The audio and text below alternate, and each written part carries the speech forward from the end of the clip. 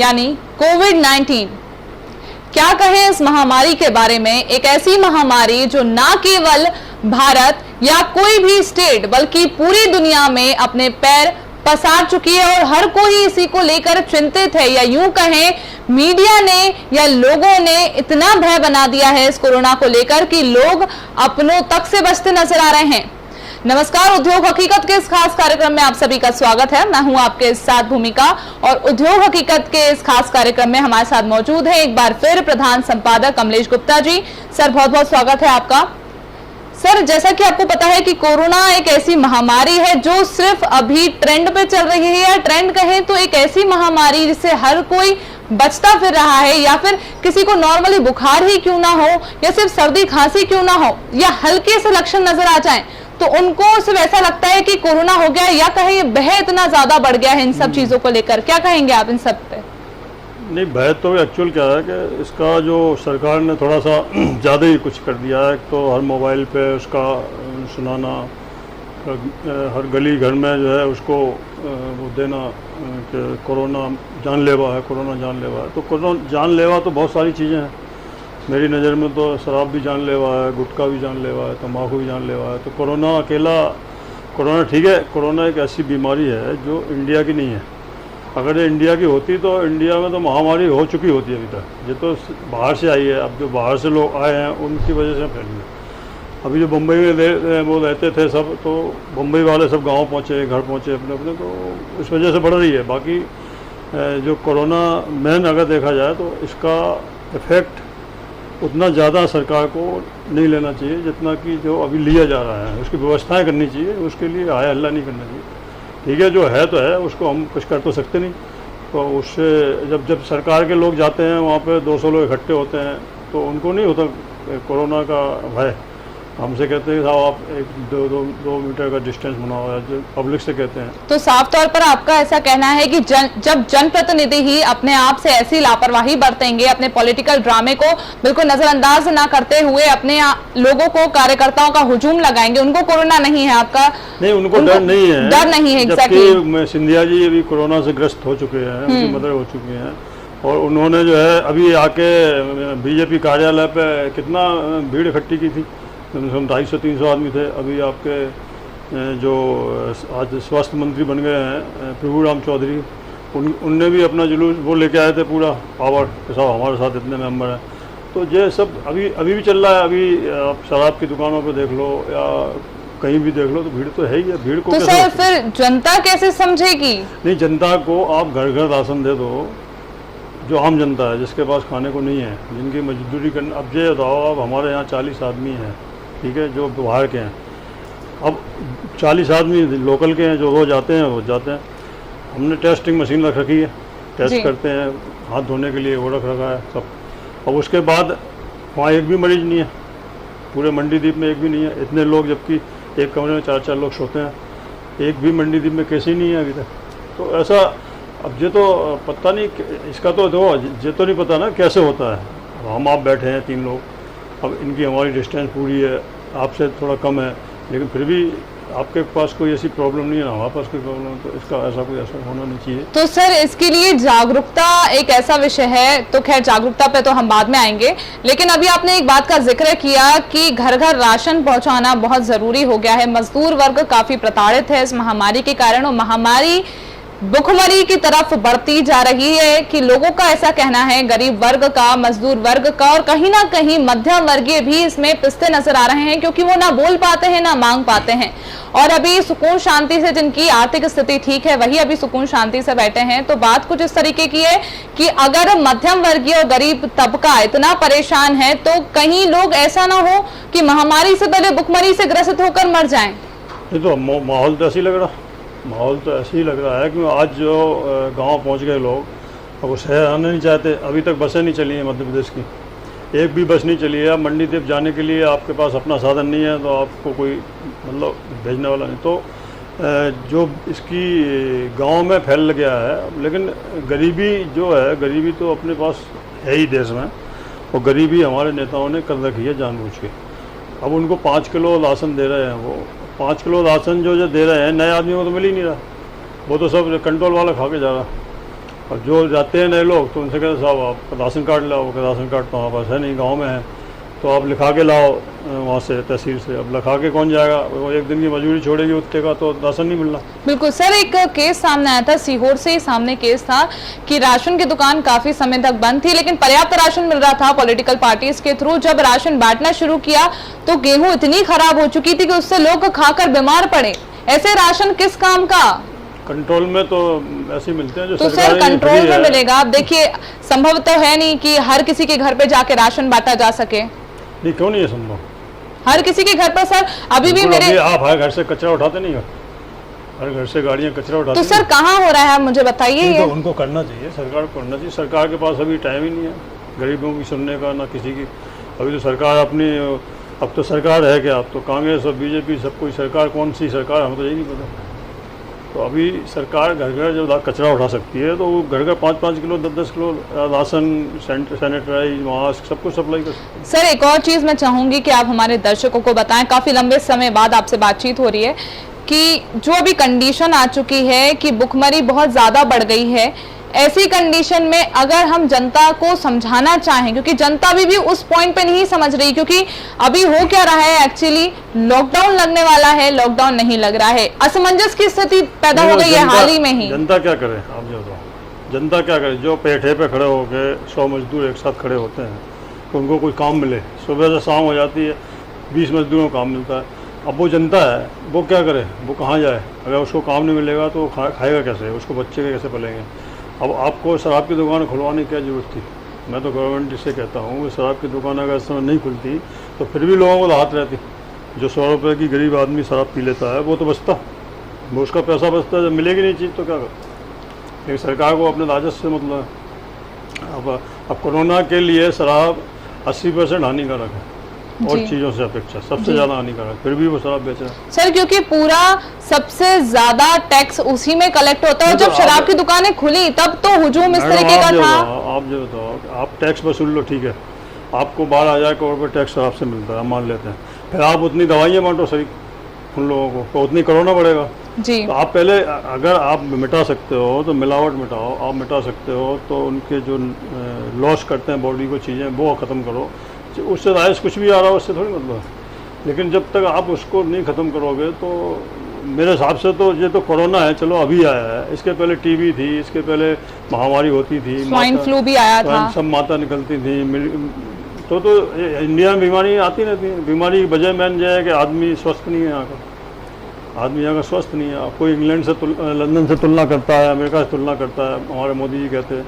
Sir लेकिन अभी जो स्थिति आई है वो तो मुझे नहीं लगता कि अभी तक ऐसी स्थिति आई थी कि जहां लोग इतने ज्यादा सतर्क हो गए खुद को लेकर भी। आप नॉर्मल एक छोटी सी बात देखिए, मास्क का सबसे ज्यादा उपयोग दिल्ली में होता था, वो भी सिर्फ पोल्यूशन को लेकर, लेकिन आज हर कोई मास्क पहन रहा है सिर्फ खुद को लेकर। नहीं, हर कोई तो नहीं पहन रहा। अभी अब रास्ते में देख लो, आप सब्जी वाले घूम रहे हैं। तो सर ये तो उनकी लापरवाही है, फिर उनको कोरोना होगा तो फिर वो सरकार को कोसेंगे। नहीं तो सरकार को कोसेंगे काय को? सरकार शराब बंद करा दे, नहीं होगा कोरोना तो कम से ठेले वाले का मास्क नहीं पहनने से शराब का क्या लेना देना? सर हमको शराब पीता है वो 100-200 रुपए की, इसलिए मास्क नहीं लगाता। वो कहता क्या जरूरत है मास्क की? जब सैनिटाइज में बोलता है अल्कोहल 40% होता है तो 40% अल्कोहल तो हम पीते ही, हमें क्यों होगा कोरोना? 40% अल्कोहल शराब में भी होता है, 42%। तो जब हाँ सर, ऐसे लोगों की मानसिकता बहुत ज्यादा है कि सैनिटाइजर में अल्कोहल है तो हम शराब पी लें, उससे हमारी बॉडी बहुत चुस्त दुरुस्त रहेगी। जब शाम को शराब पीते हैं 4 लोग बैठ के तो 2 पैग लगने के बाद फिर वो कहते कोरोना का ऐसा, कोरोना का ऐसा, क्या खुद ही में डॉक्टर बनते हैं, गले मिलते हैं, वो गले मिलते हैं, एक दूसरे जूठा खाते हैं, क्या कर लेगा कोरोना? तो उस ऐसे तो नहीं होता कोरोना का क्या है। तो सर ये तो खुद की समझ होनी पड़ेगी ना सर। मेरे हिसाब से तो सरकार का सिस्टम पूरा बिल्कुल फेल है, किसी भी चीज़ में एकदम से फेल है। अभी सरकार परेशान है अपनी, उनकी सरकार को जो कांग्रेस का ने किया है वो उसकी वजह से परेशान है। वो आगे राजस्थान में भी ये करने जा रहे हैं। तो मेरे हिसाब से इनको कोरोना की तरफ ध्यान नहीं दे पा रहे हो। कोरोना की तरफ ध्यान वो कैसे देंगे जबकि वो कोरोना को खुद परोस रहे हैं।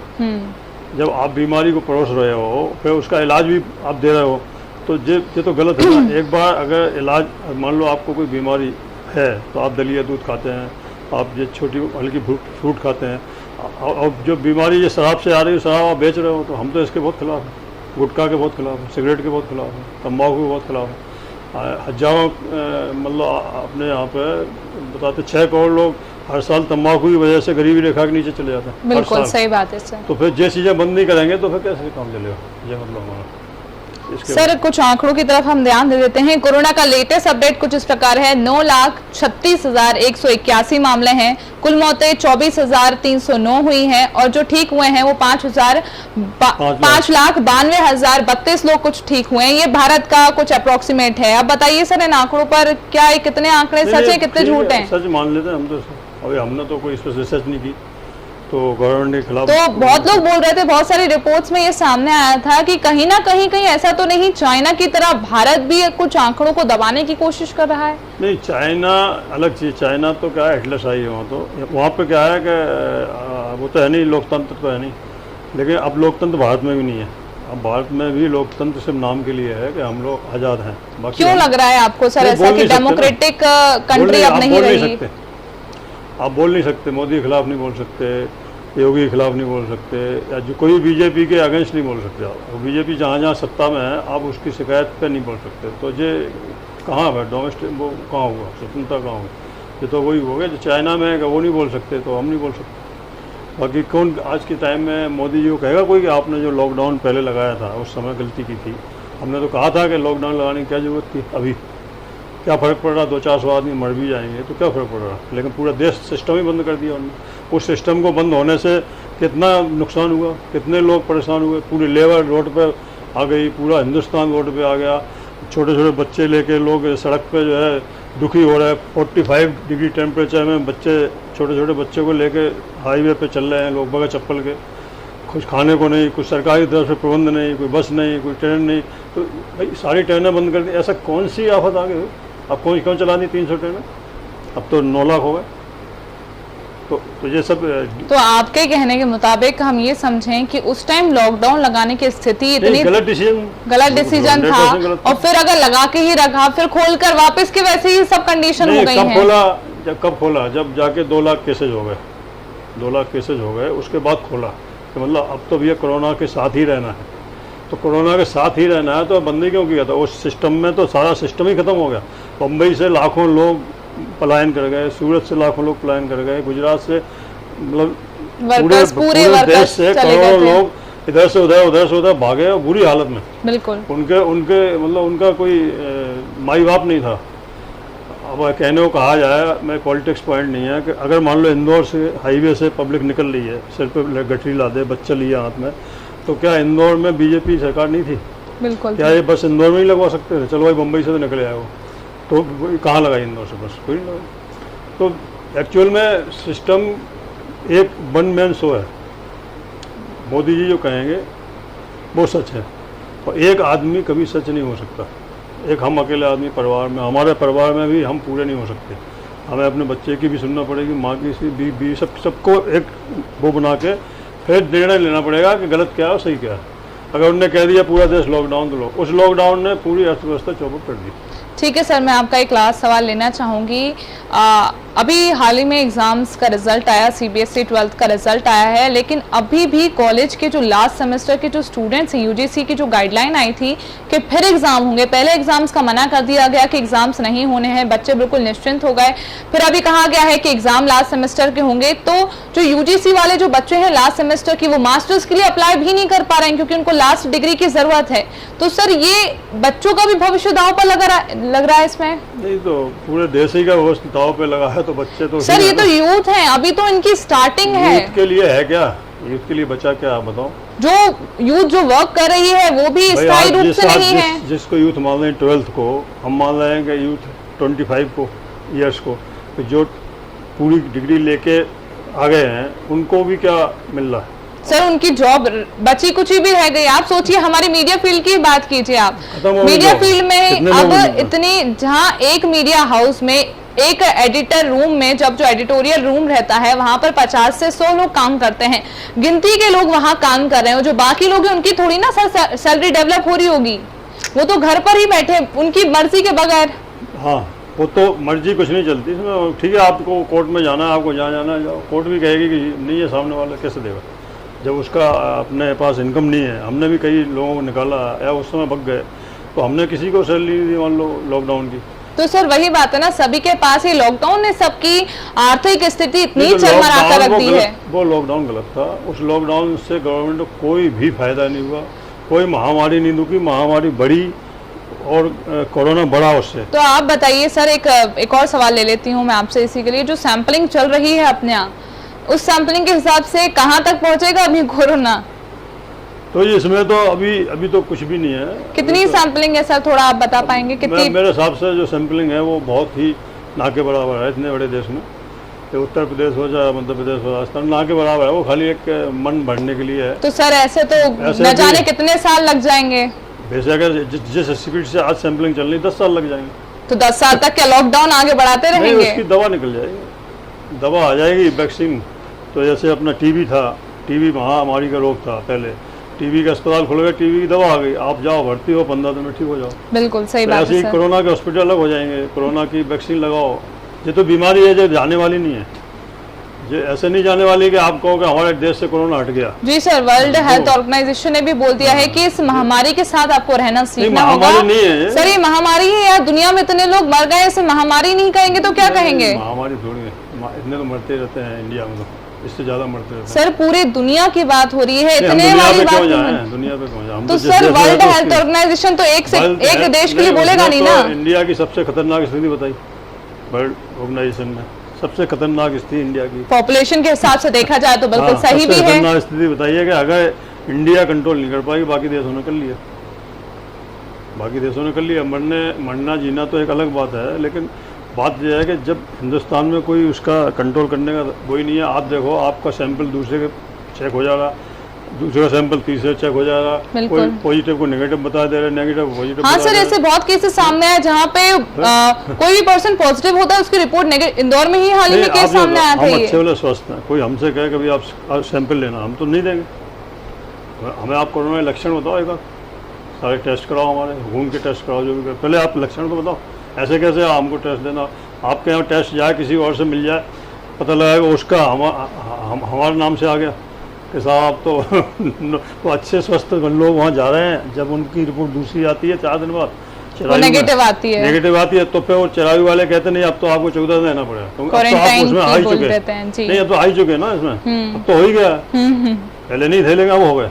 तो मतलब कुछ लोगों को तो जबरदस्ती ऐसा हो रहा है। मतलब आपका कहना है कि जो स्वस्थ नहीं थे अब वो आकर यहाँ पे अस्वस्थ हो गए, हो जाएंगे। तो जब आप उस मंडली में पहुंच जाओगे, वो एक तरह से पागल खाना है।